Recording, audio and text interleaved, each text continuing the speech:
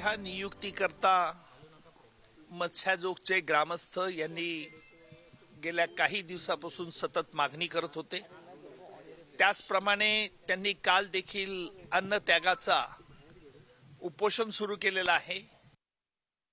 ठीक झालो तो आणि म्हणून मी काल माननीय मुख्यमंत्र्यांना या संदर्भात कळवलं की सदरचा खटला चालवण्यासाठी मी तयार आहे आणि त्याप्रमाणे त्यांनी तसे आदेश पारित केल्याचे आज मला कळलेले आहे। माझ्या नियुक्तीमुळेचे पडसाद राजकीय उमटतील याची मला यापूर्वीच कल्पना होती आणि माननीय मुख्यमंत्र्यांना देखील मी हे विशद केलं होतं। माननीय मुख्यमंत्र्यांनी त्यावेळेला मला स्पष्ट सांगितलं होतं की राजकारणात यापूर्वी देखील विरोधी पक्षाचे अनेक वकील राजकारणात होते आहेत।